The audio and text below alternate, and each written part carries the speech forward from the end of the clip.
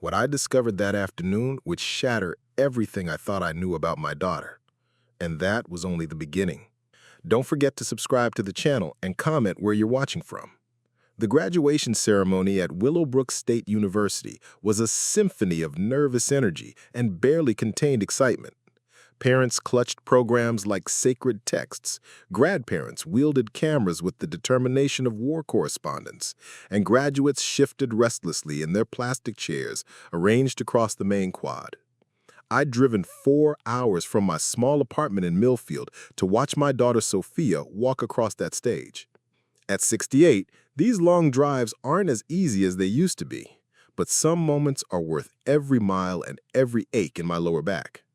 I found myself a seat in the 4th row, close enough to see her face clearly, but far enough back that I wouldn't accidentally obstruct anyone's view. My old film camera hung around my neck, a vintage Nikon that had belonged to my late husband, Thomas. He'd used it to document every milestone of Sophia's childhood: first steps, birthday parties, school plays, piano recitals. The camera was old-fashioned now, requiring actual film that I had to buy from specialty shops, but it felt wrong to use anything else for such an important day. The morning sun cast long shadows across the quad, and a gentle breeze carried the scent of blooming magnolias from the trees that lined the campus walkways. I adjusted the camera strap and pulled out my program, scanning for Sophia's name among the hundreds of graduates. There it was, Sophia Catherine Brennan, Bachelor of Arts in Communications, magna cum laude. My chest swelled with pride reading those words, magna cum laude. My daughter, the first person in our family to graduate from college, and she'd done it with such distinction. I was still admiring her name in print when I felt a presence beside me. Looking up, I saw Sophia herself, having broken away from the processional line that was forming near the main building. She looked stunning in her cap and gown, her dark hair swept back in an elegant bun that reminded me so much of her grandmother. But her expression wasn't the radiant smile I'd expected. Instead, she wore the tight, controlled look she got when she was trying very hard not to lose her temper. "Mom," she said, her voice low and urgent. She glanced around quickly, making sure none of her classmates were watching. "We need to talk." "Of course, sweetheart," I said, standing up and reaching for her hand. "You look absolutely beautiful. I'm so proud of—" "Stop," she interrupted, pulling her hand away. "Listen to me. This is important." Her eyes darted to the camera around my neck, then back to my face.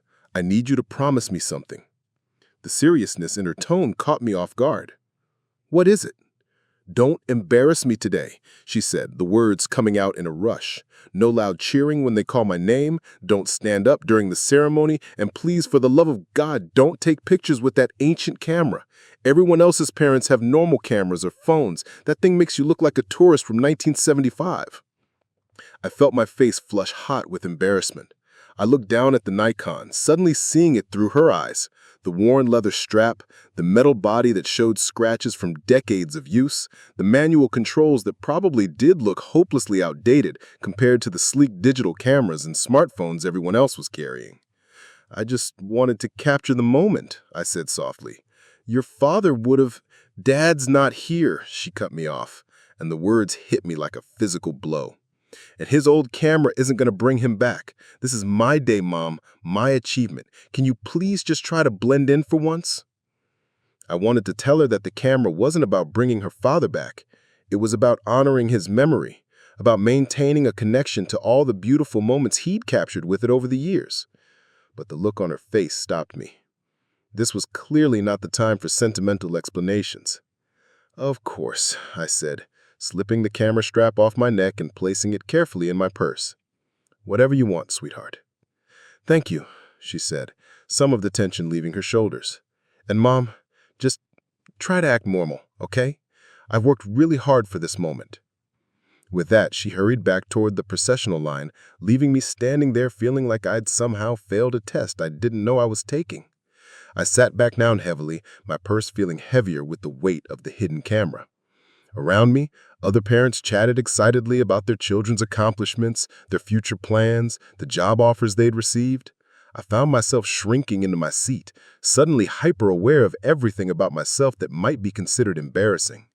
Was my dress too old-fashioned? I'd chosen a simple navy blue outfit that I thought looked appropriate, but now I wondered if it screamed small-town mother who doesn't know any better. Were my shoes too practical, my makeup too heavy or not heavy enough? I'd driven 4 hours to celebrate my daughter's greatest achievement, and instead I felt like an unwelcome guest at my own family's party. Because I hoped I was wrong. Because she's my sister, and I didn't want to believe that someone in our family could be that evil. He finally looked up at me, and I saw tears in his eyes. When she attacked you tonight, when I saw that vial in her hand, I would have killed her to protect you. My own sister, and I was ready to kill her. I reached across the table and took his hand. Max, you did the right thing. You protected your mother from someone who was trying to murder her. The fact that person happened to be your sister doesn't change that. But it changes everything else, doesn't it? Our family is destroyed. Cass is in protective custody, Sarah will spend her life in prison, and I'll spend the rest of my life wondering how I didn't see the monster she'd become. Over the next several days, the full scope of Serafina's planning became clear through the FBI's investigation. She had been researching my murder for over a year, exploring different methods and timing options. The poisoning attempt at my birthday dinner had been carefully calculated. If I'd died that night, it would have looked like a tragic accident during a family celebration. When that attempt failed and I survived, she'd begun planning more direct methods. The vial of digitalis she'd brought to our final dinner was concentrated enough to cause immediate cardiac arrest.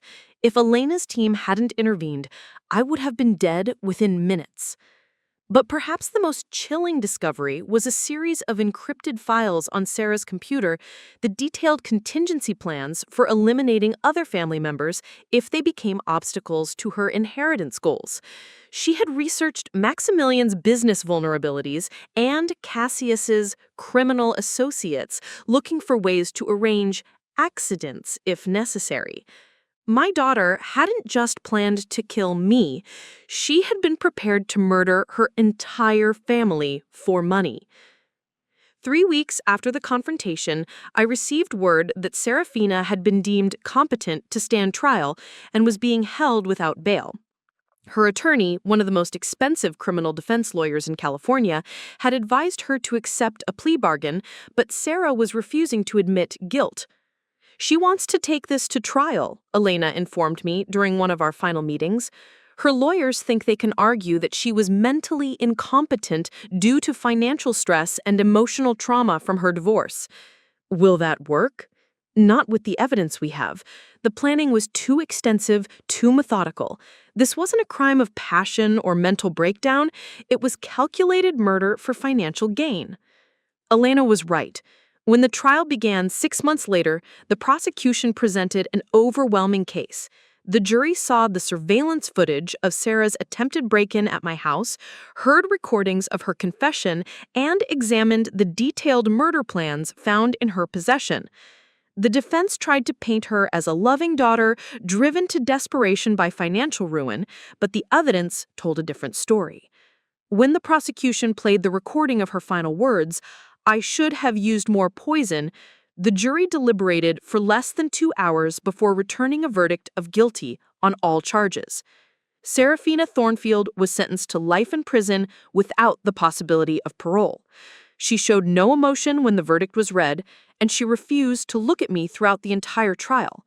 The last words she ever spoke to me remained that cruel confession in my living room. The inheritance that had started this nightmare was finally mine to claim. Harrison Blackwell guided me through the legal processes, and within 8 months of Augustus's death, I had access to the full $48 million estate.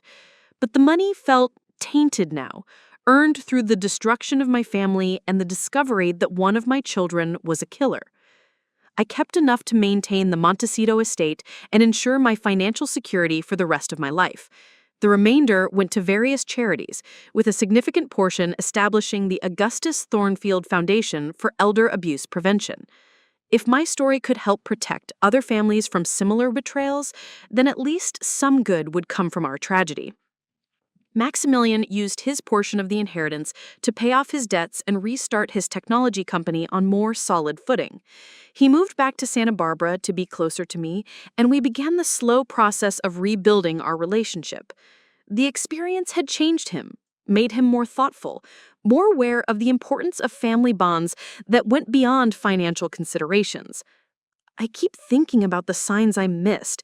The way Sarah became more calculating after her divorce, how she always steered conversations toward money and inheritance, how she seemed to view every relationship as a transaction.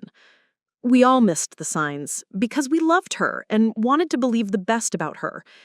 Cassius was released from protective custody after testifying against his sister. The experience had been traumatic for him, learning that the person he trusted with deadly chemicals had used them to try to murder their mother. He closed his gallery and entered a rehabilitation program to deal with his gambling addiction and financial irresponsibility. "I gave her the poison," he said during one of his visits to the estate. "I handed my sister the weapon she used to try to kill you. How do I live with that?" "You live with it by making better choices going forward. You couldn't have known what she was planning. The guilt belongs to her, not to you." The line went dead, and I stared at my phone for a long moment. Even on the day of her graduation, her most significant achievement, she couldn't spare 5 minutes for her mother. I tried to tell myself that she was just busy, that this was an important social event for her future, that I was being too sensitive, but it still hurt. I finished my tea and tried to read a book, but I couldn't concentrate. Finally, I gave up and went to bed early, figuring I'd see Sophia briefly when she came to get her laptop, and maybe we could have a proper conversation then. But when I woke up the next morning, her laptop was gone. She'd come and gone without waking me, without leaving a note, without any indication that she'd been there at all, except for the absence of the computer that had been sitting on her old desk. I stood in the doorway of her childhood bedroom, looking at the space where the laptop had been. The room still looked mostly the way it had when she lived here full-time during high school. Bulletin board covered with photos of friends, bookshelf lined with young adult novels she'd outgrown, the single bed with the purple comforter she'd picked out when she was 15. But there were gaps now, empty spaces where she'd gradually removed pieces of herself each time she visited. I was about to leave the room when something caught my eye. On the desk, partially hidden under a stack of old textbooks, was a small pile of papers. They looked official, the kind of documents printed on university letterhead that parents usually get copied on. But these were clearly meant for Sophia alone. I shouldn't have looked. I knew that even as I was reaching for the papers. But something about the formal appearance of the documents, combined with Sophia's unusual behavior at graduation, made my hands move before my conscience could stop them. The top paper was a letter dated a week before graduation, addressed to Miss Sophia C. Brennan, from the Office of Student Conduct. Dear Miss Brennan, this letter serves as official notification that the Academic Review Board has concluded its investigation into the plagiarism allegations filed against you in March 2024. After careful consideration of all evidence presented, the board has determined that you did commit academic dishonesty in your senior capstone project by incorporating substantial portions of uncredited source material into your submission. As discussed in your hearing, you will be permitted to graduate as scheduled, provided you complete the remedial ethics coursework assigned by the committee. However, a permanent notation will be placed on your academic transcript reflecting this violation. Please be aware that this notation will be visible to any future academic institutions or employers who request official transcripts. Sincerely, Dr. Margaret Kellerman, Director, Office of Student Conduct. I read the letter 3 times, each reading making my hands shake a little more. Plagiarism, academic dishonesty, permanent notation on her transcript. My brilliant daughter, who had graduated magna cum laude, who had worked so hard for her achievement, had cheated. I set the letter down and looked at the other papers in the stack. There were more official documents. emails from professors, hearing schedules, appeals that had been denied. At the bottom of the pile was a printed copy of what appeared to be her senior capstone project, marked up with red ink and stamped with the words "Academic Integrity Violation" across the top. I sank into the desk chair, the same one Sophia had used to do homework throughout high school. This was the same desk where she'd written college application essays that I'd helped her proofread, where she'd studied for SATs, where we'd filled out financial aid forms together. I'd been so proud of her work ethic, her dedication, her integrity. But the evidence was right there in black and white. Official university letterhead, formal language, detailed documentation of her violation. This wasn't a misunderstanding or a false accusation. This was real. I thought back to the graduation ceremony, to her warning about not embarrassing her. I'd assumed she was just being a typical young adult, embarrassed by her small-town mother's lack of sophistication. But now I wondered if there had been something else behind her anxiety. Had she been afraid that somehow, some way, I might find out about this? Had her shame less about my old camera and more about her own secret? The more I thought about it, the more pieces began to fall into place. Her insistence that I stay seated and quiet during the ceremony. Her avoidance of me afterward, always surrounded by other people where we couldn't have a private conversation. Her quick phone call and even quicker departure the night before, making sure she retrieved her laptop before I had a chance to see what was on it. I gathered up the papers and stacked them exactly as I'd found them, my hands trembling slightly. Then I sat back in the chair and tried to process what this meant for everything I thought about my daughter. Sophia had always been a good student, but she'd never been naturally brilliant. She'd had to work hard for her grades, staying up late to study, asking for help when she needed it, revising her papers multiple times until they met her standards. I'd admired her persistence, her refusal to give up when things got difficult. But somewhere along the way, that persistence had apparently given way to shortcuts. Instead of doing the hard work herself, she'd stolen someone else's words and claimed them as her own. And then she'd walked across that stage to accept her diploma, knowing that her achievement was built on a lie. I thought about all the congratulations I'd received from friends and coworkers in the weeks leading up to graduation. "You must be so proud," they'd said. "Magna cum laude, what an accomplishment."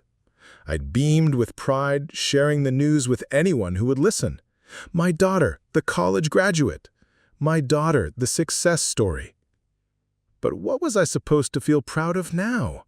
Her ability to cheat without getting caught? Her skill at deceiving not just her professors, but her own mother? I stood up from the desk and walked to the window, looking out at the quiet street where Sophia had learned to ride a bike, where she'd waited for the school bus every morning for 12 years, where she'd driven off to college 4 years ago with my car packed full of everything she'd need for her new life. The girl who had left this house had been honest, hard-working, and determined to succeed through her own efforts. The woman who had graduated yesterday was someone I apparently didn't know at all. I was still standing at the window when my phone rang. The caller ID showed my sister Rebecca's number, and I considered letting it go to voicemail. But Rebecca had been asking about the graduation for weeks, and I knew she'd keep calling until I answered. "Eleanor," she said the moment I picked up, her voice bright with excitement. "How was the ceremony? I want to hear everything. Was Sophia thrilled? Did you get lots of pictures?" "It was lovely," which was the kind of automatic response you give when you don't know how to begin explaining the truth. "That's wonderful. I'm so proud of her. And you must be over the moon. Your daughter, a college graduate with honors. Thomas would have been so proud." The mention of my late husband hit me harder than usual. Thomas had always believed in doing things the right way, in earning what you achieved through honest work. He'd taught Sophia to value integrity above everything else. What would he think if he knew what she'd done? "Eleanor, are you there?" "Yes," I said quickly. "Sorry, I was just remembering." "Of course you were thinking about Thomas. He should have been there to see this day. But I know he was watching from somewhere, bursting with pride just like you. After Rebecca hung up, I sat in the quiet house and felt the weight of carrying this secret alone. Everyone in my life would want to celebrate Sophia's achievement, to share in my pride as her mother. But how could I celebrate something that wasn't real? How could I accept congratulations for an accomplishment built on dishonesty? And what was I supposed to do with this knowledge? Confront Sophia directly? Pretend I'd never seen the papers? The thought of either option made my stomach churn. I spent the rest of the morning cleaning the house, trying to keep my hands busy while my mind raced. I organized closets that didn't need organizing, scrubbed surfaces that were already clean, anything to avoid sitting still with my thoughts. Around noon, my phone buzzed with a text message from Sophia. "Got the laptop, thanks, starting my new job search today." I stared at the message for a long time before responding with a simple, "Good luck, sweetheart." What else could I say? Congratulations on your graduation, even though I know you cheated? Or, I hope your future employers don't mind the permanent notation on your transcript? The afternoon stretched endlessly ahead of me. I tried to read, tried to watch television, tried to take a nap. Nothing worked. My mind kept circling back to those papers, to the realization that everything I thought I knew about my daughter's college experience had been an illusion. Finally, around 3, I couldn't stand the uncertainty anymore. I went back to Sophia's room and looked at the papers again, reading each document carefully, trying to understand exactly what had happened and when. From what I could piece together, the plagiarism had occurred in her senior capstone project, essentially her final thesis that was required for graduation. She'd taken substantial portions of text from various sources and incorporated them into her own work without proper citation. It wasn't a small mistake or an oversight, it was deliberate academic dishonesty on a significant scale. The violation had been discovered in March, just 2 months before graduation. There had been a formal hearing, appeals that were denied, and ultimately a deal that allowed her to graduate with a permanent mark on her record. She had managed to keep the entire situation secret from me for months. As I read through the documentation, I began to understand the timeline better. March was when Sophia started acting differently during our phone calls, more distant, more stressed, more likely to cut conversations short.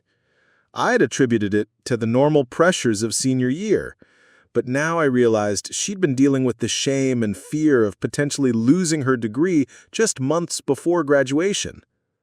I thought about all the times she'd called me crying about the stress of her final projects, how she'd complained about the workload and the pressure to perform at such a high level.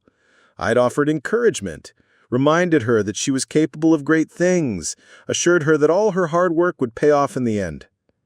But she hadn't been doing hard work. She'd been taking shortcuts, stealing other people's words, and lying to everyone, including herself. The worst part was that I could see how it might have happened. Sophia had always been a perfectionist, someone who couldn't bear the thought of failing or disappointing people.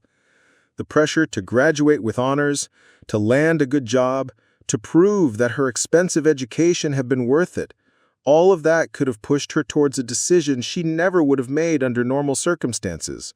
But understanding how it happened didn't make it right, and it didn't answer the bigger question. What kind of person was my daughter becoming? As the sun began to set, I gathered up the papers one more time and put them back exactly where I had found them. But I knew I couldn't pretend I'd never seen them. This secret would sit between us now, affecting every conversation, every celebration, every moment of pride I was supposed to feel in her accomplishments. I made myself a simple dinner and tried to eat it, but my appetite was gone. Instead, I sat at my kitchen table and thought about the woman who had graduated yesterday. Beautiful, confident, successful, and fundamentally dishonest. And I wondered when I had lost the ability to see the difference between who my daughter appeared to be and who she really was. The ringing phone startled me out of my thoughts. For a moment, I hoped it might be Sophia, calling to confess, to explain, to give me some context that would make this all make sense, but the caller ID showed my neighbor, Mrs. Patterson's number. "Eleanor, dear," she said when I answered, "I just wanted to tell you how lovely the graduation photos looked that you posted online. Sophia looks absolutely radiant." I frowned, confused. "I'm sorry, what photos?" "The ones on Facebook, dear, from yesterday's ceremony. Sophia tagged you in them." I didn't have Facebook, had never understood the appeal of social media. But apparently, Sophia had been posting about graduation, sharing photos, celebrating her achievement with the whole world while keeping the truth hidden from the people who loved her most. After Mrs. Patterson hung up, I sat in the growing darkness of my kitchen and felt truly alone for the first time since Thomas had died. My daughter, the person I loved most in the world, the one thing I'd done right in my life, had become a stranger to me, and I had no idea how to find my way back to who she used to be. I thought about calling her, demanding an explanation, confronting her with what I'd discovered, but I also knew that once I opened that door, there would be no going back. Everything between us would change forever. So I sat in the dark and wondered, what do you do when you discover that your greatest pride has been built on a lie? And what comes next when the person you thought you knew best turns out to be someone you don't know at all? The papers in her room weren't just evidence of academic dishonesty. They were proof that my daughter had been living a double life, capable of deception on a scale I never would have imagined. And as much as it hurt to admit it, I had a feeling this was only the beginning of what I was going to discover. The next 3 days passed in a blur of sleepless nights and restless mornings. I found myself going through the motions of my normal routine, making breakfast I couldn't eat, showing up to my part-time job at the Millfield Public Library, answering questions about overdue books and computer passwords. But my mind was always elsewhere, replaying the words on those official documents. Academic integrity violation, permanent notation, plagiarism. I'd raised Sophia to believe that honesty was more valuable than success, that doing the right thing mattered more than getting ahead. Those weren't just pretty sentiments I'd offered as parenting advice. They were the core principles that Thomas and I had built our lives around. When Sophia was 8, she'd found a $20 bill in the grocery store parking lot. Instead of keeping it, she'd insisted we turn it in to customer service, even though I'd suggested we could just donate it to charity. "But it's not ours, Mom," she'd said with the absolute certainty that only children possess. "Someone probably needs it." That was the daughter I remembered. That was the person I thought I had raised. But the evidence, sitting in her old bedroom, told a different story entirely. On Wednesday morning, I called in sick to work for the first time in over a year. I told Mrs. Henderson, the head librarian, that I was coming down with something and needed to rest. It wasn't entirely a lie. I felt physically ill every time I thought about what I'd discovered, and I definitely needed rest, though I doubted sleep would come easily. Instead of lying in bed, I found myself drawn back to Sophia's room. I stood in the doorway for a long time, looking at the desk where those papers still sat hidden under her old textbooks. Part of me wanted to march over there, gather up every document, and drive straight to her apartment in the city to demand an explanation. But another part of me, the part that remembered how distant she had become, how carefully she'd avoided any real conversation at graduation, warned me to be more strategic. If I confronted her directly, she'd know I'd been snooping through her private papers. She'd be angry, defensive, and quite possibly dishonest about the extent of what had happened. I'd learned enough about my daughter's capacity for deception to know that a direct confrontation might yield nothing but more lies. I needed to understand the situation better before I decided how to handle it. And that meant doing some investigating of my own. I went to my small home office, really just a converted closet with a desk and my old laptop, and spent the morning learning about academic integrity policies at Willowbrook State University. Their website had an entire section dedicated to academic honesty, with detailed explanations of what constituted plagiarism, how violations were investigated, and what consequences students faced. The more I read, the more serious Sophia's situation appeared. According to the university's policies, plagiarism in a senior capstone project was considered a Level 3 violation, the most serious category of academic dishonesty.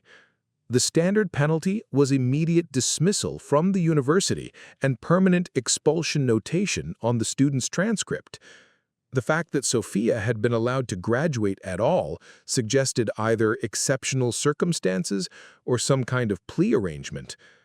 I found myself taking notes, writing down terms and policies as if I were preparing for an exam. It felt strange to be researching my own daughter's misconduct with the same methodical approach I'd once used to help her with high school history projects. But I needed to understand exactly what she'd done and what it meant for her future. Around noon, my phone rang. The caller ID showed Sophia's number, and my heart immediately started racing. For a moment, I considered not answering, afraid that my voice would somehow give away what I'd discovered. But I forced myself to pick up on the third ring. "Hi, sweetheart," I said, hoping I sounded normal. "Hey, Mom." Her voice was bright, cheerful, completely casual. "I just wanted to let you know that the job interview yesterday went really well. The marketing firm loved my portfolio, and they said I should hear back by Friday about whether I got the position." "That's wonderful," I said automatically, though the words felt strange in my mouth. How could she sound so normal, so excited about her future, when her entire degree was tainted by dishonesty? "Mom, are you there?" "Yes," I said quickly. "I'm here. That's great news about the interview." "I know, right? I was so nervous, but it turns out all that hard work in college really paid off. Professor Martinez always said my research skills were exceptional, and I guess he was right." The casual way she lied, not just to me, but apparently to herself, was breathtaking. She genuinely believed her own narrative, that her success was the result of hard work and exceptional ability, rather than theft and deception. "Sophia," I said carefully, "how was your final semester? You seemed so stressed toward the end. I was worried about you." There was a small pause before she answered. "Oh, you know how it is. Senior year is always intense. Lots of pressure to finish strong, make sure everything's perfect for graduation, but it all worked out in the end." "Were you happy with how your capstone project turned out?" Another pause longer this time. "Of course. Why do you ask?" "No reason. I just know how hard you worked on it." "Right," she said, and I could hear something shift in her tone. "Well, I should probably go. I have another interview this afternoon, and I need to prepare." "Of course. Good luck, sweetheart." "Thanks, Mom. I'll call you this weekend, okay?" After she hung up, I sat staring at my phone for a long time. The conversation had confirmed what I'd already suspected. Sophia wasn't just hiding her academic dishonesty from me. She seemed to be hiding it from herself, rewriting the narrative in her mind until she genuinely believed she'd earned everything through her own merit. That afternoon, I did something I'd never done before in my 68 years. I called a university and pretended to be someone I wasn't. I'd found the contact information for Dr. Margaret Kellerman, the director of student conduct, whose signature had been on the formal letter to Sophia. According to the university website, Dr. Kellerman had been in her position for over 15 years and specialized in academic integrity cases. If anyone could help me understand what really happened, it would be her. I practiced what I was going to say several times before dialing, my hands shaking as I held the phone. When the receptionist answered, I asked to speak with Dr. Kellerman about a student conduct matter. "This is Dr. Kellerman?" a crisp, professional voice said after a brief hold. "Hello, Dr. Kellerman.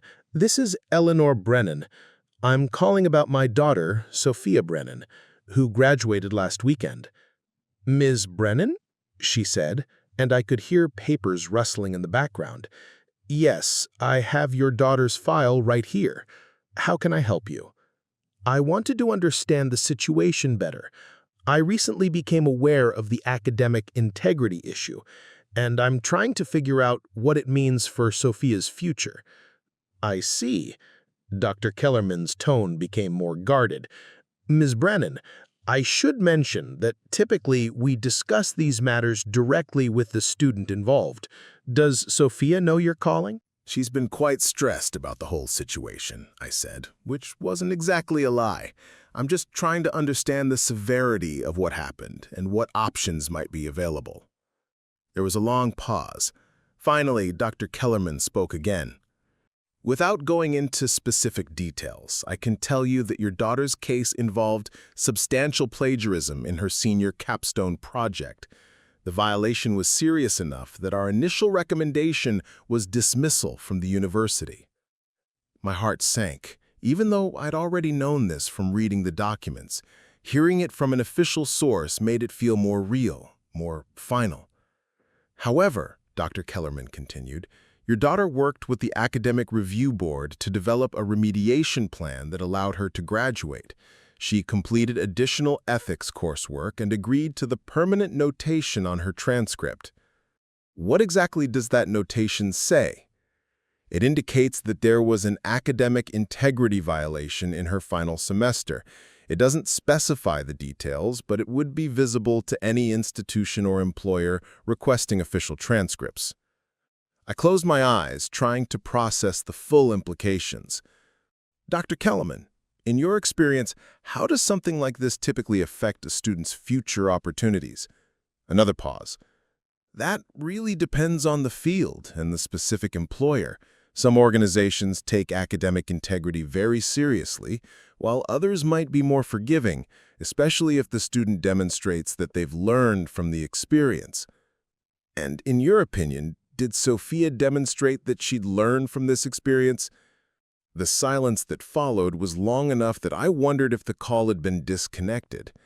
Finally, Dr. Kellerman spoke, and her tone was more careful than before. Miss Brennan, I probably shouldn't share this, but since you're her mother and you seem genuinely concerned, your daughter's response to the allegations was concerning. She initially denied everything, despite clear evidence, then tried to minimize the scope of the violation when denial was no longer possible. Even during her final meeting with the board, she seemed more focused on avoiding consequences rather than understanding why academic integrity matters. My hands were shaking now. What do you mean? She kept asking about ways to keep the violation off her transcript, about whether potential employers would really check her academic record, about how long she'd have to wait before the notation might be removed. She seemed to view the entire process as an obstacle to overcome, rather than an opportunity to reflect on her choices. I felt sick. I see.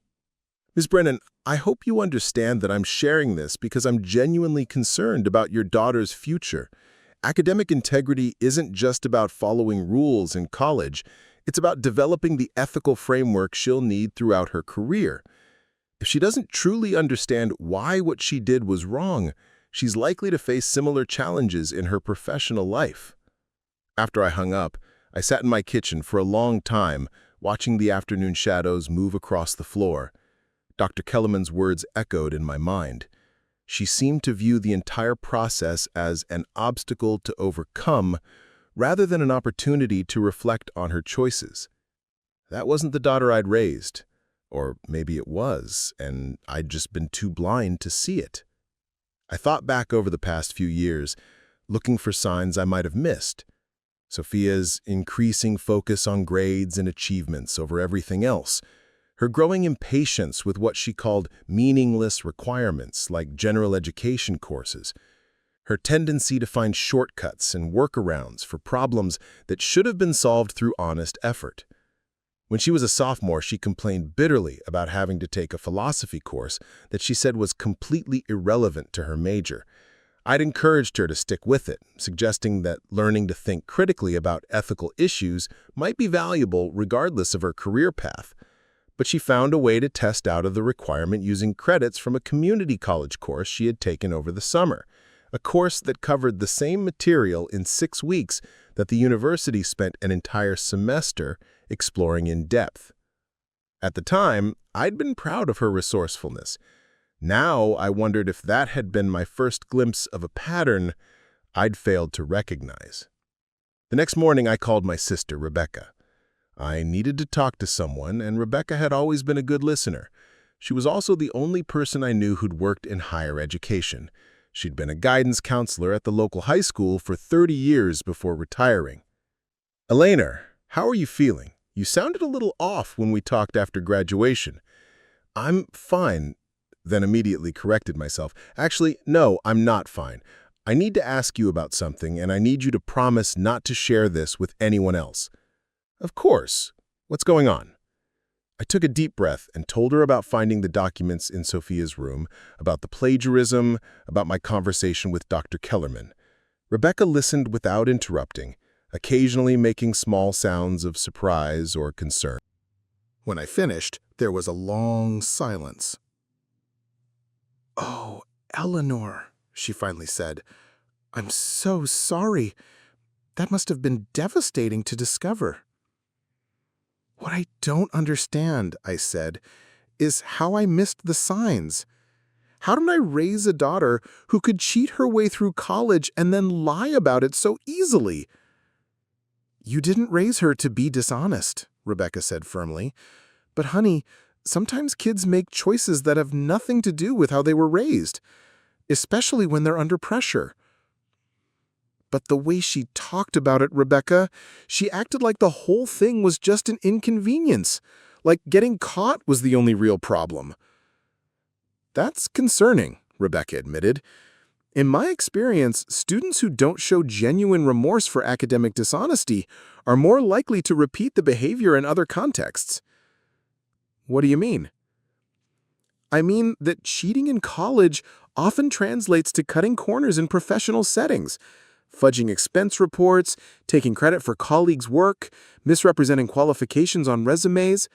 The underlying attitude, that rules don't really apply to you, that success justifies any means, doesn't usually stay confined to academics." My stomach churned. "So, you think she'll do this again?" "I hope not. But Eleanor, the fact that she's already using her plagiarized project to get job interviews suggests that she hasn't really internalized why what she did was wrong." After talking with Rebecca, I spent the rest of the day researching Sophia's career prospects.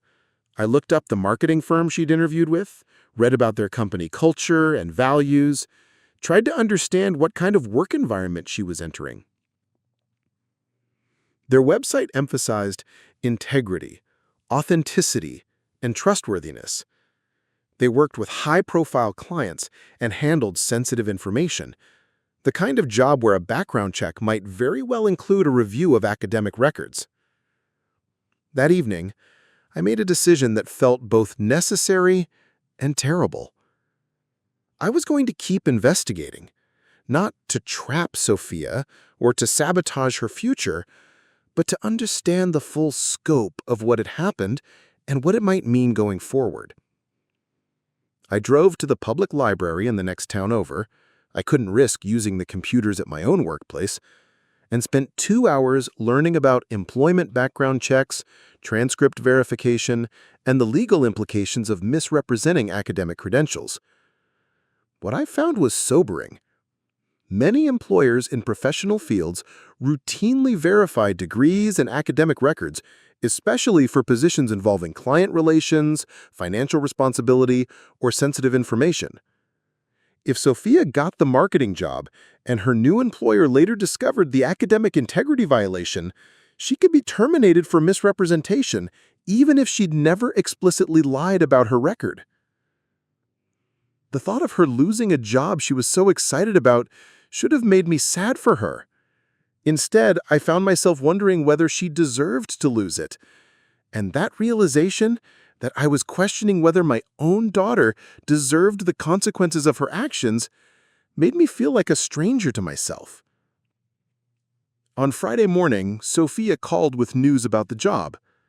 "Mom, I got it," she said, her voice bubbling with excitement. "They offered me the position, and the salary is even better than I hoped. I start Monday." "Congratulations, sweetheart," I said, though the word felt like ash in my mouth. "I'm so relieved. I was worried that my GPA might not be competitive enough, but they said my portfolio spoke for itself, especially the capstone project. They want me to present my research methodology to the whole team next week." There it was again, the plagiarized project that she continued to present as her own work, now becoming the foundation of her professional reputation. "That's wonderful," I managed to say. "I know, right? I feel like all that hard work is finally paying off. Professor Martinez always said I had a natural talent for research, and I guess he was right." After she hung up, I sat staring at my phone, feeling more alone than I had since Thomas died. My daughter had just landed her dream job based on stolen work, and she was celebrating like she'd earned it through honest effort. Meanwhile, I was carrying the weight of her secret, unable to share in her joy because I knew it was built on a foundation of lies. I thought about calling her back, about finally confronting her with what I knew. But I also thought about Dr. Kellerman's warning, about Rebecca's concerns, about the pattern of behavior that seemed to be emerging. If Sophia could plagiarize her way through college and then lie about it so casually, what else was she capable of? And if I confronted her now, would she tell me the truth? Or would she just become better at hiding things from me? I needed more information before I decided how to handle this. I needed to understand not just what she'd done, but who she was becoming. That afternoon, I did something that would have horrified the mother I used to be. I decided to investigate my own daughter. I started with social media. I didn't have accounts on any of the platforms myself, but I knew I could view public profiles without logging in. Sophia's Facebook page was a carefully curated collection of professional achievements, social gatherings, and inspirational quotes about success and determination.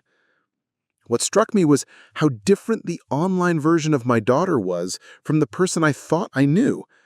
Every post was calculated, designed to project an image of someone who was ambitious, accomplished, and completely confident in her own abilities. There were photos from graduation, professional headshots, quotes about earning your dreams through hard work and dedication. They're not using names yet, but they're describing a case involving a senior capstone project in the communications department. A student who was initially recommended for dismissal, but was allowed to graduate with just a notation on their transcript.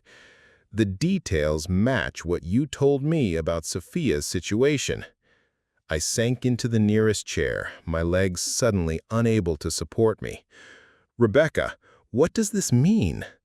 "I don't know, honey, but it sounds like Sophia's case might have been part of a larger pattern of the university being too lenient with academic dishonesty. If that's true, and if it becomes a public scandal—" She didn't need to finish the sentence. If Sophia's case became part of a public investigation into academic corruption, her carefully constructed new life would come crashing down around her. Her new job, her professional reputation, her future, everything she'd built on the foundation of her dishonest degree would be at risk. And somehow, despite everything I'd learned about her capacity for deception, despite my growing concerns about who she was becoming, I still felt a mother's instinct to protect her. But I also felt something else, something that would have been unthinkable just a week ago. A part of me wondered if maybe it was time for the truth to come out. That evening, as I waited for Sophia to call me back, I found myself thinking about Thomas and what he would have done in this situation. He'd always believed that the truth had a way of revealing itself, that lies and deceptions were like cracks in a foundation. They might be hidden for a while, but eventually they would bring the whole structure down. Maybe that's what was happening now. Maybe all of Sophia's careful constructions, her false academic success, her manufactured professional image, her elaborate web of lies and self-deceptions, were finally meeting the one force that could destroy them completely, the truth. And maybe, as much as it would hurt all of us, that was exactly what needed to happen. When my phone finally rang at 9 o'clock that night, I was ready for whatever Sophia was going to tell me. Or at least I thought I was. "Mom, the reporters found everything. Not just my case, there's a whole investigation. The university let dozens of students graduate despite plagiarism violations. They're calling it systematic corruption." My heart sank. "What does this mean for you?" "My employer saw the news. They're conducting their own investigation. If they find out I used that project in my interview..." She started crying. I could lose everything. For the first time since graduation, she sounded like my daughter again, scared, vulnerable, and finally ready to tell the truth about what she had done.